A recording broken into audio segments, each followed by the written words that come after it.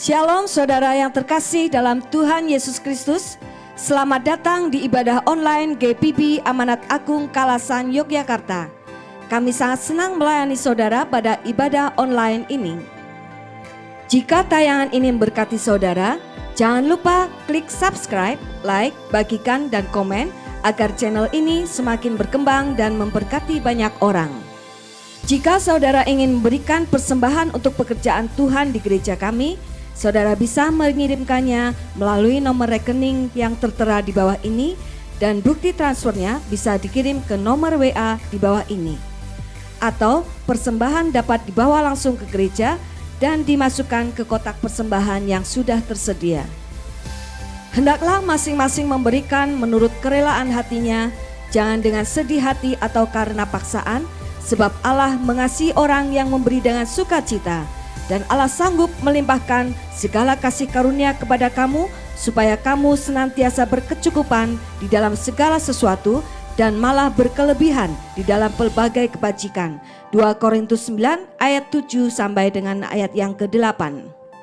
Kami ucapkan terima kasih atas perhatiannya, dan selamat beribadah. Tuhan Yesus memberkati. Shalom.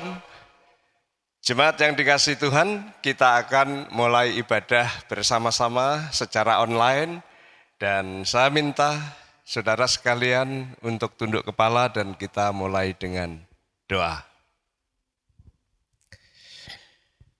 Di hadapan Tuhan kita mengaku dengan pasti bahwa sumber pertolongan kita satu-satunya datang dari Tuhan Allah yang telah menciptakan bumi langit dan segala isinya. Tuhan Allah yang menciptakan saudara dan saya, Tuhan Allah yang sudah datang ke dunia di dalam nama Tuhan Yesus Kristus, yang telah menebus kita menjadi anak-anak-Nya, Tuhan Allah yang menyertai kita dan tidak pernah sedetik pun meninggalkan kita. Turunlah kiranya kasih karunia dan damai sejahtera dari Allah Bapa, Putra dan Roh Kudus atas kita sekalian, sehingga ibadah ini mempermuliakan Dia, memperkenan Dia, dan kita semua diberkati. Dalam nama Tuhan Yesus Kristus. Haleluya. Amin. Shalom Bapak Ibu Saudara-saudari yang terkasih di dalam Tuhan Yesus Kristus. Kita bersyukur karena pada minggu ini tanggal 7 Juni 2020 kita masih diberi kesempatan oleh Tuhan untuk bersama-sama beribadah. Dan bersyukurlah kita akan memuji nama Tuhan Allah yang mulia. Bersyukurlah karena kita memiliki Tuhan Yesus Kristus Juru Selamat kita. Kita akan mendengarkan firman Tuhan dari Kisah Para Rasul 4 ayat 12 sebelum kita menaikkan pujian. Dan keselamatan tidak ada di dalam siapapun juga selain di dalam Dia, sebab di bawah kolong langit ini tidak ada nama lain yang diberikan kepada manusia yang olehnya kita dapat diselamatkan. Puji nama Tuhan bagi Allah yang mulia.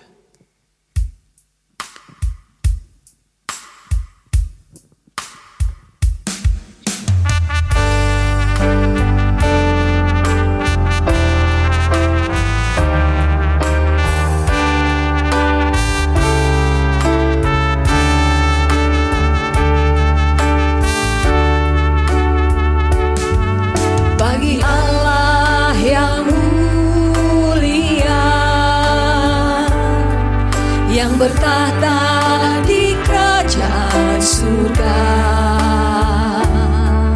bagi anak domba Yesus Kristus Tuhan, Engkau layak disembah.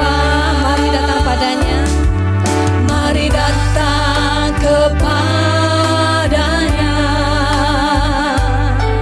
sujud di hadapan mari puji Dia, Raja Maha Kuasa. Engkau layak disembah. Haleluya, haleluya, haleluya. Terpujilah namamu, segala puji dan hormat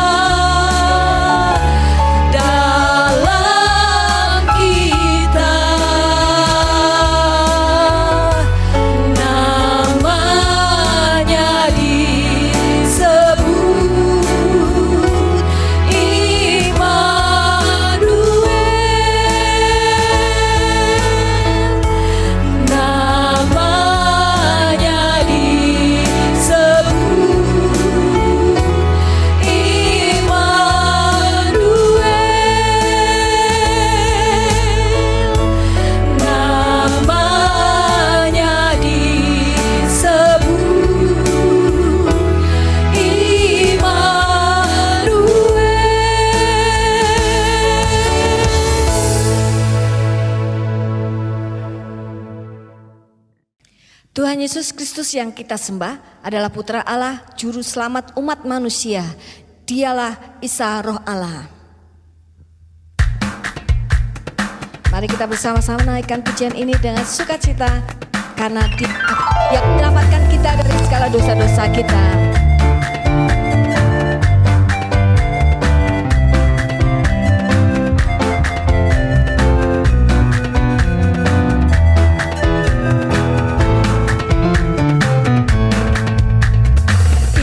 Isa Roh Allah, Isa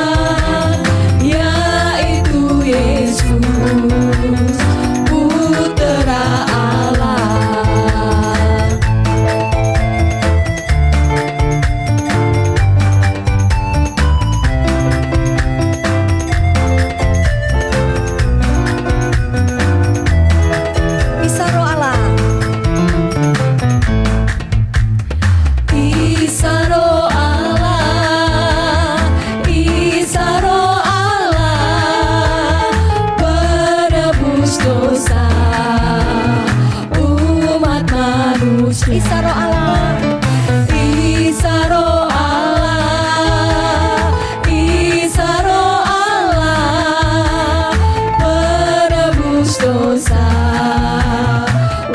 umat manusia.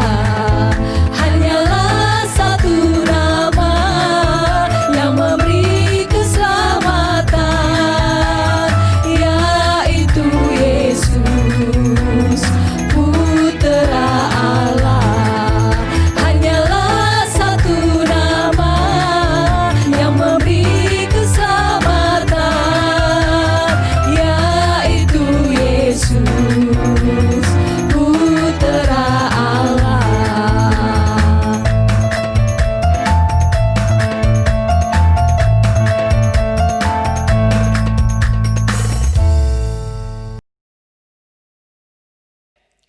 Saat ini saya mengajak kepada jemaat Gereja Bibi Amanat Agung Kalasan Yogyakarta untuk memberikan persembahan buat pekerjaan Tuhan di tempat ini. Namun sebelumnya kami ingin mengucapkan terima kasih kepada Bapak, Ibu, Saudara-saudari yang sudah memberikan persembahan buat gereja kami, sangat memberkati kami. Dan kita akan mengiringi dengan pujian Beri yang Terbaik.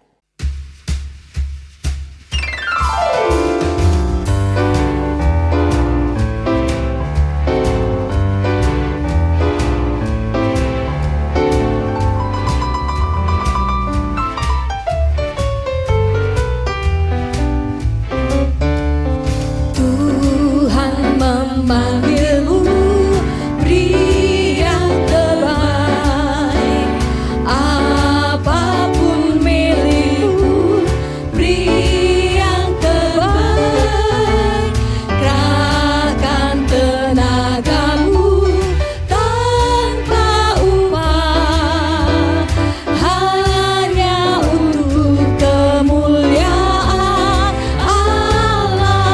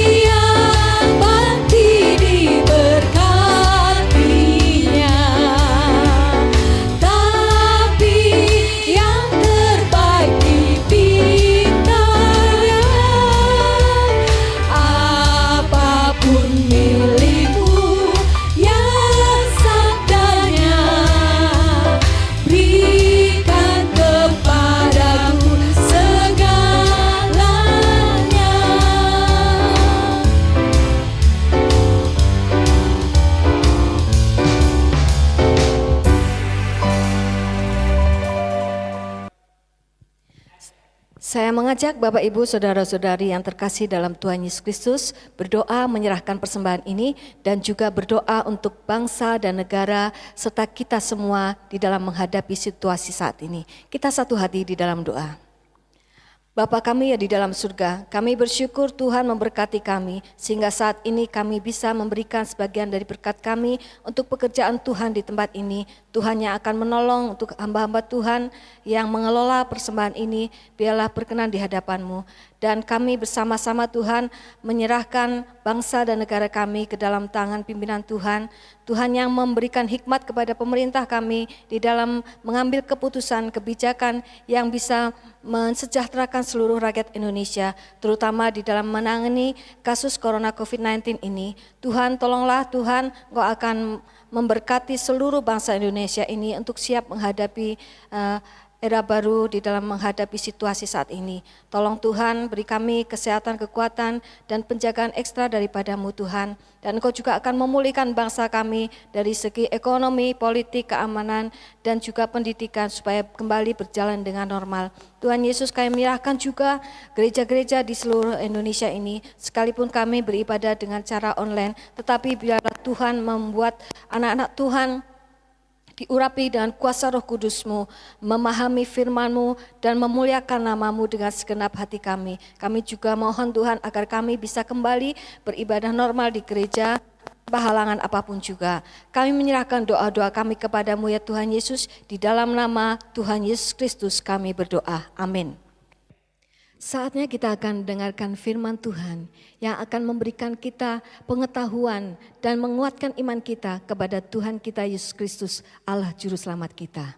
Kita akan naikkan pujian, terpujilah nama Tuhan.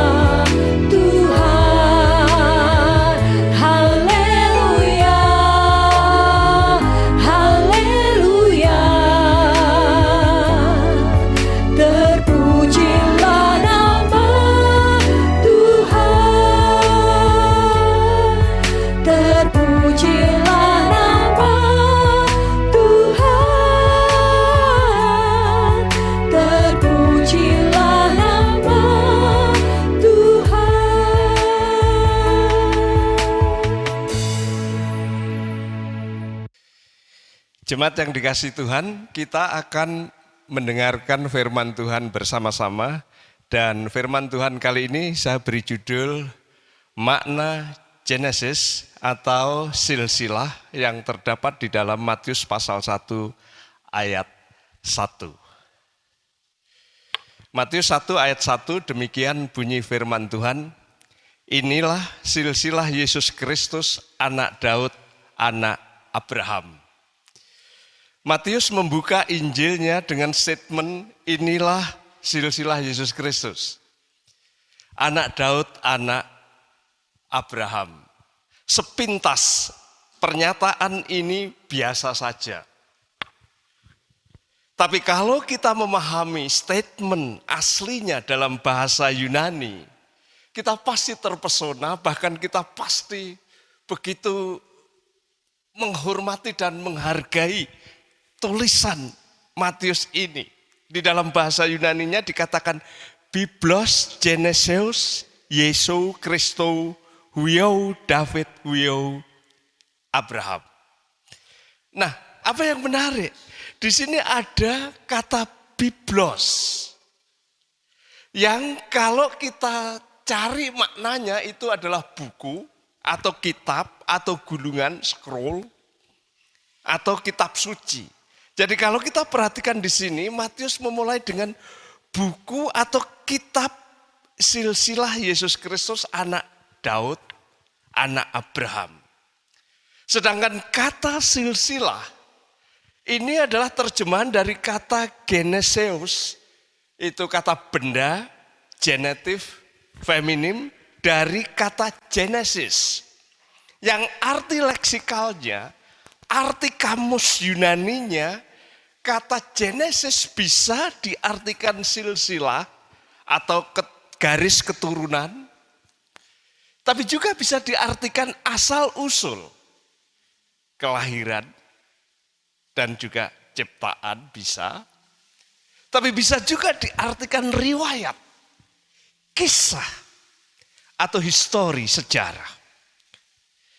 Nah, kita akan meneliti makna Genesis di sini dari 3 dimensi ini, dari 3 makna di sini, yaitu silsilah atau garis keturunan, asal-usul, dan kisah, riwayat, atau sejarah.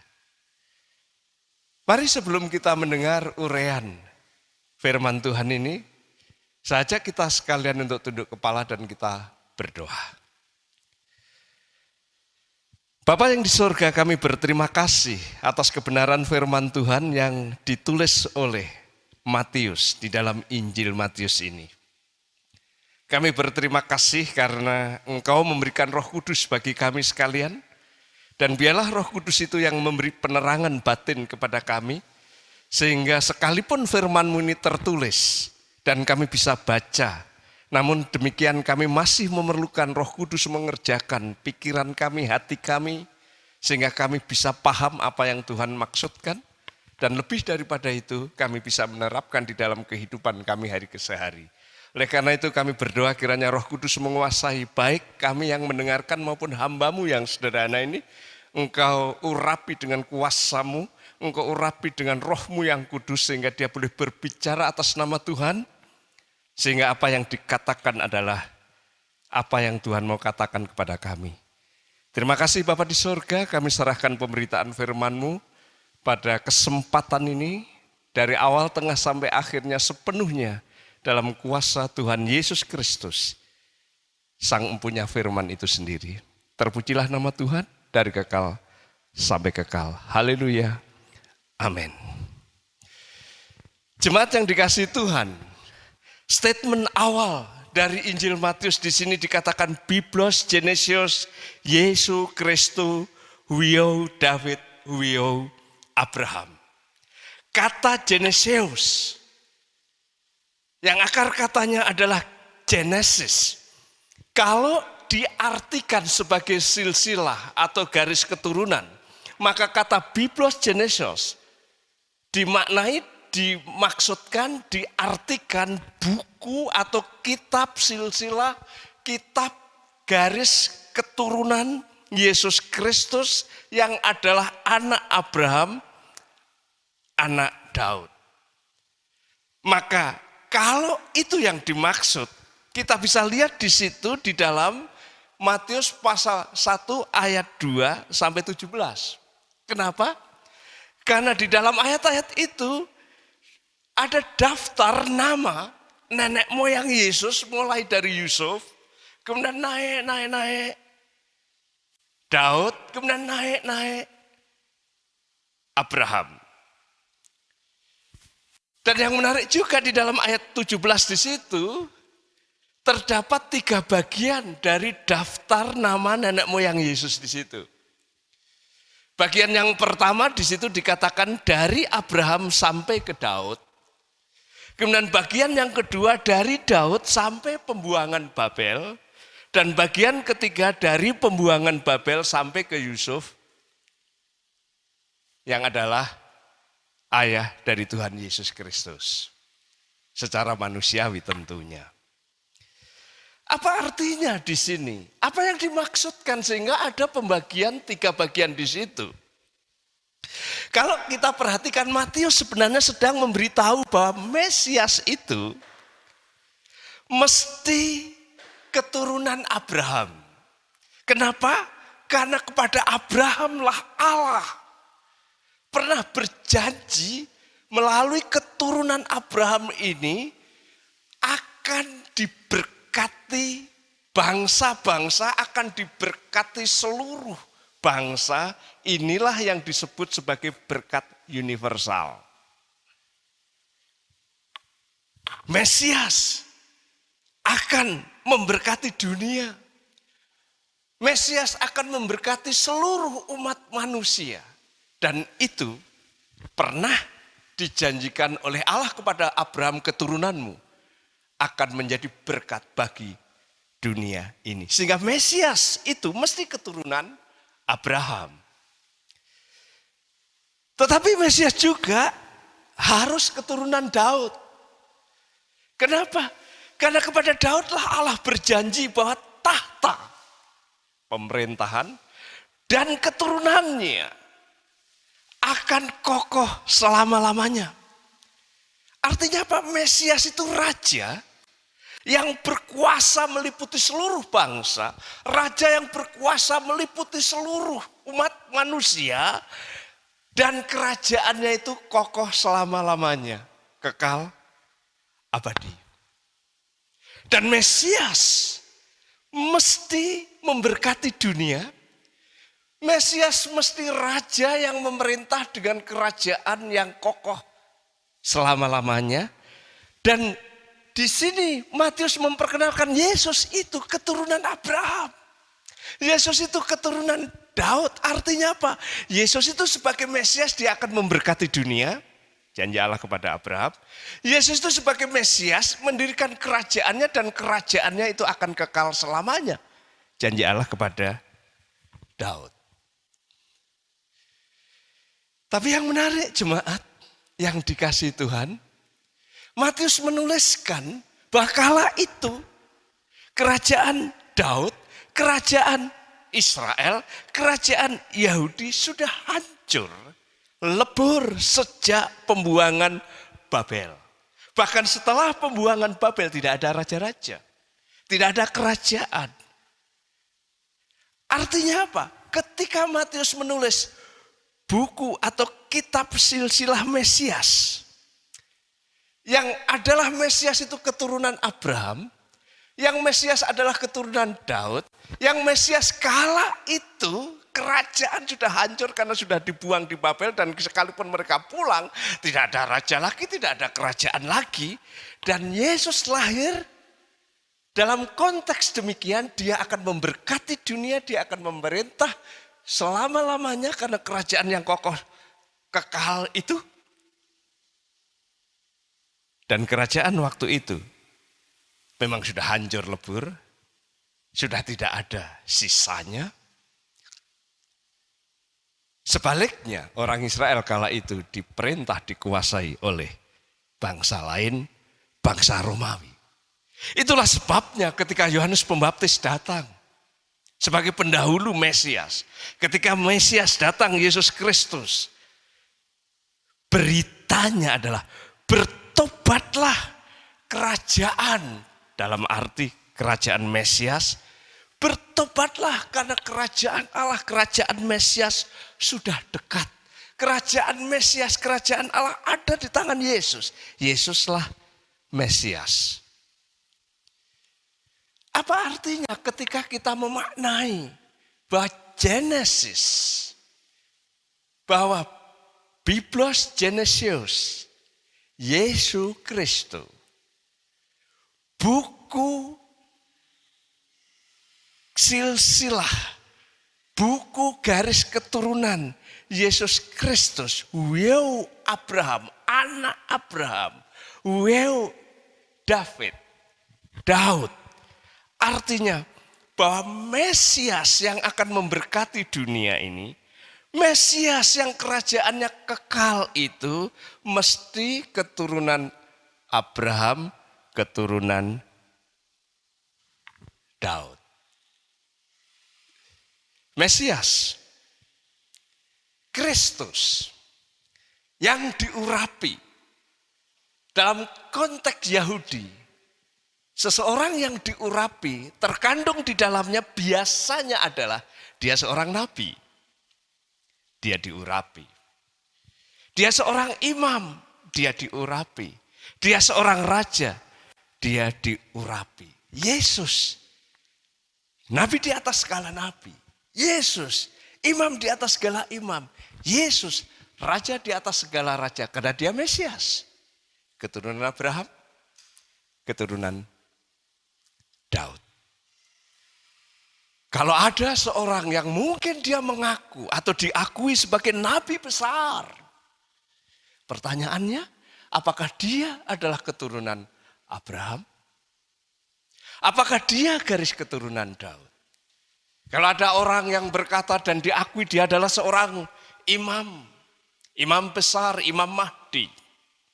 Atau dikatakan dia raja yang hebat atau ratu adil. Pertanyaannya, apakah dia keturunan Abraham? Oke, kalau dia keturunan Abraham, apakah dia ada garis keturunan dengan Daud? Yesus dikatakan anak Daud. Dia yang akan memerintah di dalam kerajaan Mesias, kerajaan yang kokoh selamanya. Yesus dikatakan anak Abraham. Karena dia yang akan memberkati dunia ini dengan berkat universal. Biblos Genesios, Yesus Kristus, Weu David, Weu Abraham. Mesias mesti keturunan Abraham, mesti keturunan Daud. Karena dialah yang akan memberkati dunia, dialah yang akan memerintah kerajaan selama-lamanya. Yang kedua, kalau Genesis diartikan sebagai asal-usul, maka Biblos Genesios, kitab asal-usul, Yesus Kristus, kitab asal-usul Yesus Kristus, Weu David, anak Daud, Weu Abraham, anak Abraham. Ini berarti berbicara, Matius berbicara bahwa Yesus bukan hanya garis keturunannya adalah Abraham dan Daud, tapi Yesus asal-usulnya itu dari mana? Karena kata Genesis bukan hanya berarti garis keturunan atau silsilah. Kata Genesis bisa berarti asal-usul. Kalau demikian ini menunjuk kemana? Kalau kita perhatikan di situ adalah menunjuk kepada ayat 18 sampai 25.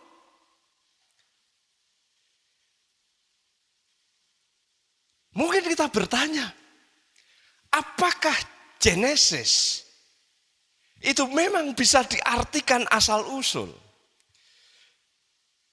Apakah Genesis bisa diartikan kelahiran, asal usul, asal muasal. Jemaat yang dikasihi Tuhan, kalau ibu bapak saudara sekalian membaca kitab Kejadian yang diterjemahkan dalam bahasa Yunani yang disebut sebagai Septuaginta dan yang dilambangkan dengan LXX 70 karena 70 sarjana yang menerjemahkan perjanjian lama dari Ibrani ke Yunani, maka Kejadian disebut sebagai Genesis. Kenapa? Karena itu asal muasal, awal mula dari kejadian langit, bumi dan segala isinya. Awal mula dari manusia, awal mula dari dosa, awal mula dari Injil atau berita sukacita, asal muasal dari sebuah bangsa dan asal muasal dari bangsa pilihan. Tapi yang menarik kalau saudara perhatikan di dalam Kejadian pasal 2 ayat 4. Dalam Septuaginta, dalam Alkitab bahasa Yunani, di situ dinyatakan he biblos genesios aurano kai ges. Artinya apa? Kitab asal usul langit dan bumi. Buku yang menceritakan asal usul langit dan bumi. Kejadian pasal 2 ayat 4. Yang dalam bahasa Indonesia terjemahan baru diterjemahkan riwayat langit dan bumi. Tapi dalam terjemahan lama asal langit dan bumi. Jadi kata Biblos Genesios, Yesus Kristus.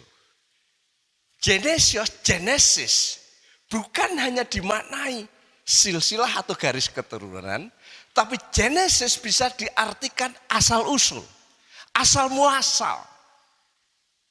Datangnya atau sumbernya dari mana? Dan yang menarik ibu bapak yang dikasihi Tuhan, ayat 18 sampai 25 yang diberi judul oleh Alkitab terjemahan baru adalah kelahiran Yesus Kristus. Kalau kita perhatikan secara teliti, di situ sebenarnya sedang berbicara mengenai pergumulan Yusuf. Mengenai siapa bayi yang dikandung Maria ini. Bayi yang dikandung Maria ini asal usulnya dari mana? Dia datang dari mana? Dia bingung. Dia berpikir, dia bergumul. Ini tunangan sama Maria, tiba-tiba mengandung, asal usulnya dari mana? Sumbernya dari mana? Ini bukan dari saya karena saya belum bersentuhan, belum berhubungan. Ini dari mana? Ini asal usul tentang bayi yang dikandung Maria di situ. Jadi kalau kita perhatikan benar ketika Matius berkata Biblos Genesios, Yesus Kristus, kitab yang berbicara mengenai asal usul dari Yesus Kristus itu. Yang diuraikan di dalam ayat 18 sampai 25 di situ dinyatakan. Ketika Yusuf bingung mengenai asal usul bayi itu, ketika Yusuf bingung mengenai asal usul dari Mesias yang dikandung Maria itu, dalam mimpinya malaikat datang dan menjelaskan kepada Yusuf bahwa asal usul, asal muasal bayi yang dikandung Maria itu dari Roh Kudus. Pasal 1 ayat 20. Kemudian malaikat menjelaskan bahwa ini sama seperti yang sudah dinubuatkan beratus-ratus tahun yang lalu oleh Nabi Yesaya, bahwa bayi itu yang asal usulnya dari Roh Kudus itu sebenarnya dia adalah Immanuel, Allah beserta kita. Pasal 1 ayat 22-23. Jadi di sini dinyatakan bahwa Yesus, Sang Mesias itu asal usulnya dari mana? Dari Roh Kudus. Yesus, Sang Mesias itu asal usulnya itu dari Roh Kudus. Bukan dari Yusuf, bukan dari mana-mana, dia dari Roh Kudus. Dia adalah Allah yang menyertai kita, dia adalah Immanuel. Itu sebabnya malaikat berkata, bahwa dialah yang mengampuni dosa manusia. Kenapa? Karena dialah yang kudus, dialah Allah yang menyertai kita, dialah yang sanggup, mampu, dan bisa mengampuni dosa. Kenapa Yesus bisa mengampuni dosa? Saudara mesti tahu background orang Yahudi. Yang namanya dosa tidak bisa diampuni oleh manusia. Hanya Allah yang bisa mengampuni. Yang bisa mengampuni dosa hanya pribadi yang suci. Sementara semua manusia jatuh dalam dosa, semua manusia punya dosa sehingga tidak pernah ada seorang manusia sehebat apapun, sebesar apapun, seberkuasa apapun, manusia tidak bisa mengampuni dosa. Lalu kalau demikian siapa yang bisa mengampuni dosa? Allah. Karena hanya Allah yang suci. Tapi bagaimana Allah yang suci bisa mengampuni dosa?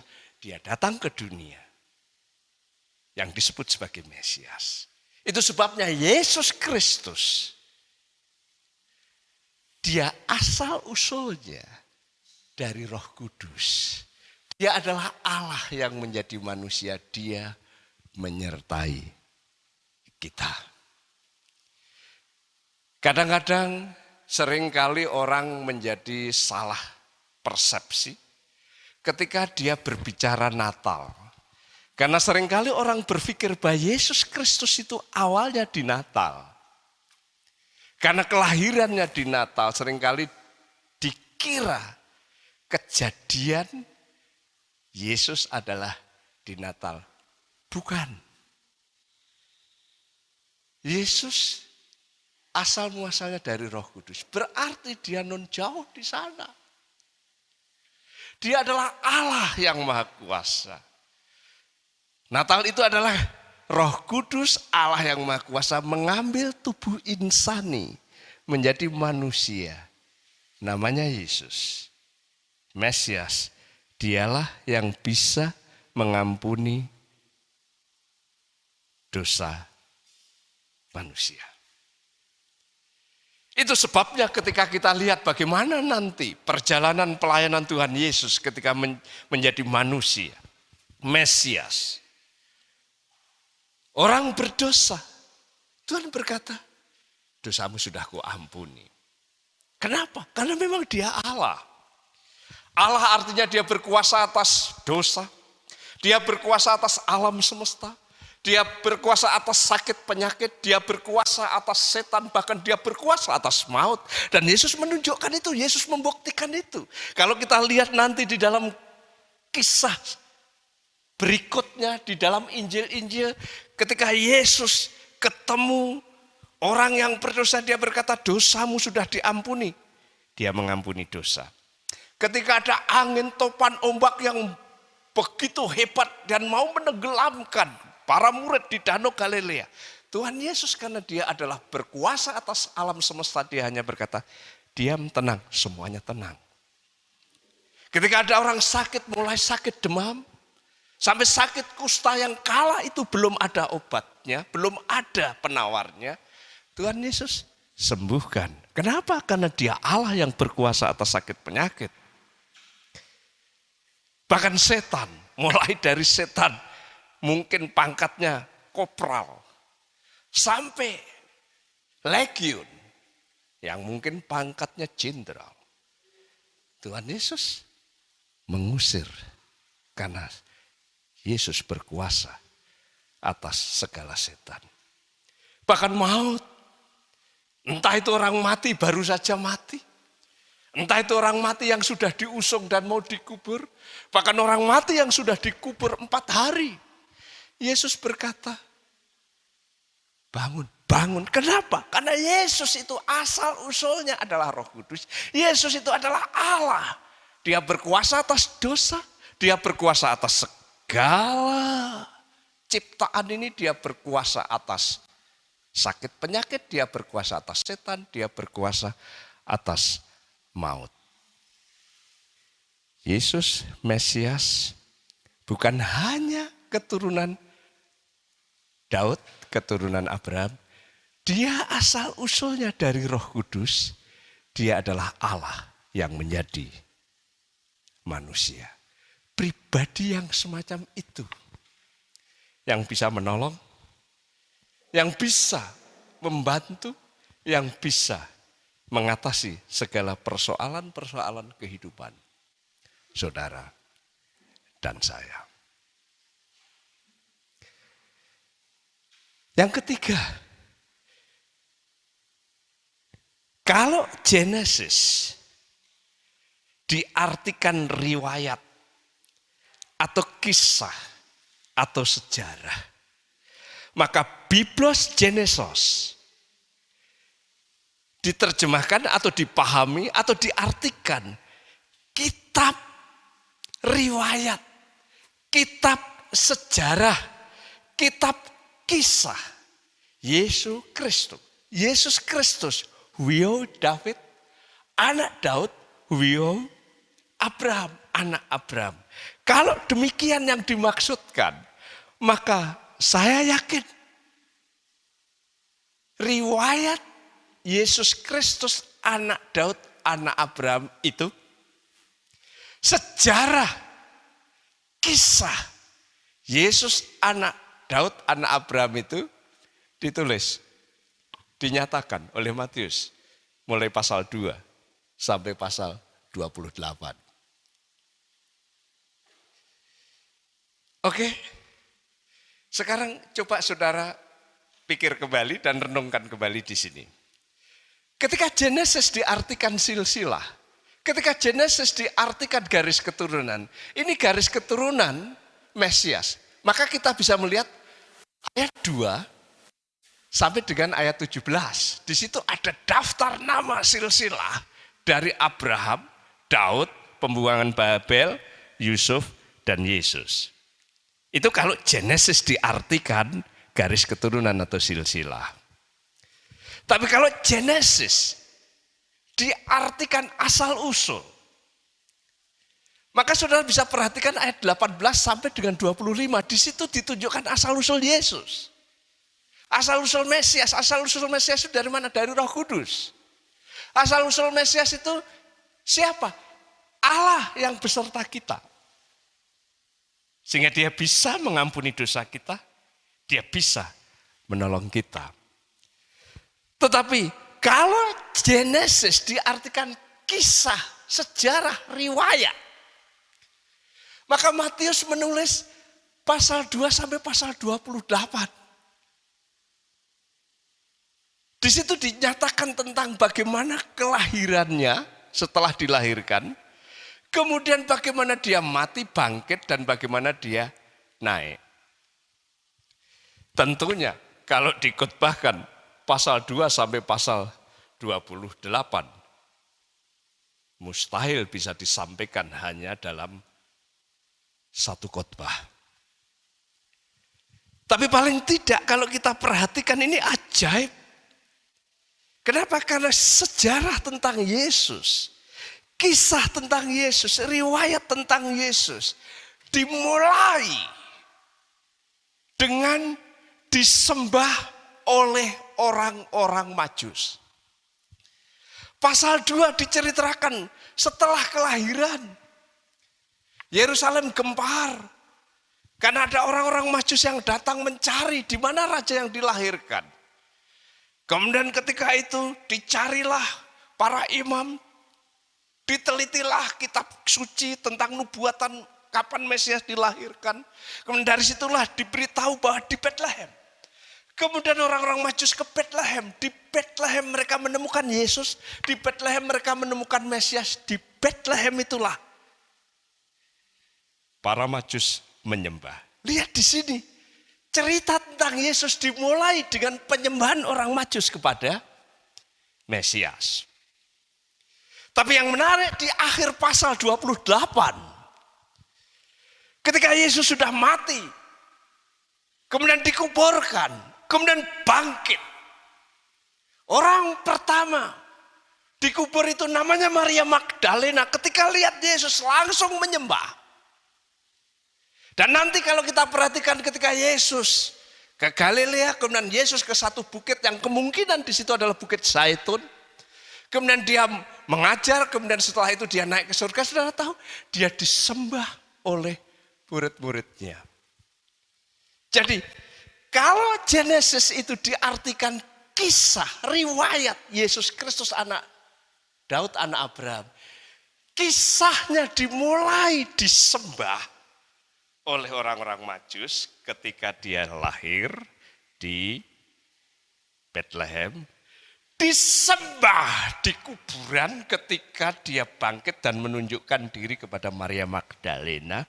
Disembah para muridnya ketika dia naik ke surga di Bukit Zaitun itu. Jadi bagi saya ini luar biasa. Karena kalau kita perhatikan Genesis, kita mungkin hanya berpikir ini silsilah. Betul. Yang menunjukkan bahwa Yesus adalah keturunan Abraham yang akan memberkati dunia, memberkati saudara dan saya. Dia adalah keturunan Daud yang akan menjadi raja dan kerajaannya kekal selamanya. Tapi Genesis bukan hanya itu. Genesis menunjukkan bahwa dia asal usulnya adalah Roh Kudus. Dia asal usulnya adalah Allah sendiri yang jadi manusia. Itu sebabnya dia bisa mengampuni dosa. Dia menguasai seluruh alam raya ini karena dia Allah sang pencipta itu. Tapi lebih daripada itu Genesis itu kisah. Sejarah riwayat yang dimulai ketika lahir disembah. Ketika bangkit dari kematian disembah. Ketika naik ke surga disembah. Lalu mari kita lihat bagaimana dari kisah kelahirannya sampai kenaikannya ke surga. Pasti banyak cerita. Pasti banyak kisah di sana yang luar biasa.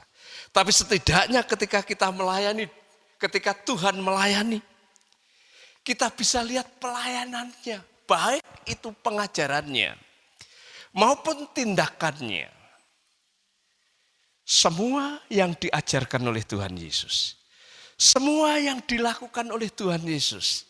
Semua yang dikerjakan Tuhan Yesus. Saudara bisa perhatikan semua untuk kebaikan umat manusia. Semua untuk memberkati umat manusia. Semua untuk menjadikan manusia itu mengalami kebaikan, keajaiban. Oleh karena Yesus Kristus adalah Mesias. Dia keturunan Abraham yang akan memberkati manusia.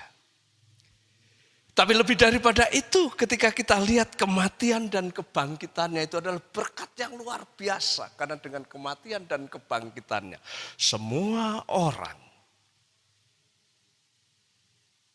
diampuni dan diangkat menjadi anak-anaknya. Kalau menerima kebangkitan Tuhan Yesus. Kalau kita mengaku dosa dan menerima kematiannya, kita akan mengalami kebangkitannya sehingga kita memiliki kehidupan. Kenapa? Karena dia Mesias. Kemudian kenaikannya memberikan harapan. Dia sampai ke surga. Maka setiap orang yang mengikutinya pasti akan dijemput dan kembali di rumah Bapa sebagaimana Yesus di sana. Oleh karena itu kalau kita perhatikan dari teks ini, dia adalah Mesias yang layak disembah oleh semua orang. Dia adalah Mesias yang layak diagungkan oleh kita. Dia Mesias yang layak dipuji, dimuliakan. Bahkan nanti setelah dia datang kembali, dikatakan semua lidah, artinya semua bahasa. Dia akan mengakui, akan memuliakan, akan mengagungkan. Dan semua lutut akan menyembah Yesus. Kenapa? Karena memang kisah dia Mesias itu dimulai dengan disembah dan diakhiri dengan disembah. Kita mesti menyembah dia. Kenapa? Karena dia Mesias yang memberkati dunia. Kenapa? Karena dia Mesias yang kerajaannya kekal selamanya. Kenapa dia Mesias? Dan kepadanya lah seharusnya kita menyembah. Jadi Genesis Yesus Kristus artinya bahwa Yesus itu keturunan Abraham dan keturunan Daud. Dia akan memberkati dunia dan kerajaannya akan kekal selama-lamanya. Hanya orang-orang yang menjadi miliknya, dia akan memiliki kehidupan dan menjadi anggota kerajaan kekal selama-lamanya. Genesis bukan hanya garis keturunan. Dia adalah asal-usul. Yesus asal-usulnya dari Roh Kudus. Dia adalah Allah yang menyertai kita. Dalam kehidupan keseharian, dia bisa menolong kita. Dalam kehidupan keseharian, dia menyertai kita. Dalam keseharian, dia memberkati kita. Tapi Genesis bukan hanya asal-usul. Genesis juga dalam arti kisah riwayat yang dimulai disembah oleh orang-orang Majus, diakhiri disembah oleh Maria Magdalena dan para muridnya. Maka saudara dan saya, kalau saudara dan saya adalah anak-anak Yesus, saudara dan saya adalah miliknya Mesias. Saudara dan saya juga selayaknya dipenuhi dengan penyembahan kepada dia. Karena hanya dia yang layak disembah oleh siapapun di bumi ini. Tuhan dipermuliakan, saudara dan saya diberkati. Haleluya. Amin. Mari kita tunduk kepala dan kita berdoa kepada Tuhan. Bapa yang di surga, kami berterima kasih karena hari ini kami sungguh-sungguh diberkati melalui kebenaran firman-Mu. Melalui tulisan Matius yang kelihatannya sederhana tapi kami dibukakan. Kami bisa mengerti bahwa Yesus Kristus itu adalah keturunan Abraham, keturunan Daud. Artinya dia yang akan memberkati dunia, dia yang akan memerintah selama-lamanya. Tapi lebih daripada itu, Yesus Kristus asal-usulnya dari Roh Kudus, dia adalah Allah yang menyertai kita. Terima kasih Bapa, Engkau mengampuni kami. Engkau bisa menolong kami, bahkan Engkau akan memberkati kami. Terima kasih karena Yesus Kristus juga kisahnya diawali dengan disembah orang Majus, diakhiri dengan disembah oleh Maria Magdalena dan murid-muridnya. Ajar kami Tuhan untuk terus menyembah-Mu, untuk terus sujud syukur dan menyembah karena hanya Engkau lah yang layak kami sembah. Terima kasih Bapa. Terima kasih atas kebenaran firman-Mu, buat kami terus diingatkan bahwa Yesus Kristus adalah Mesias yang memberkati dunia, Mesias yang berkuasa dengan kerajaannya yang kokoh selama-lamanya, dan Mesias yang adalah Allah sendiri menjadi manusia, Mesias yang layak disembah.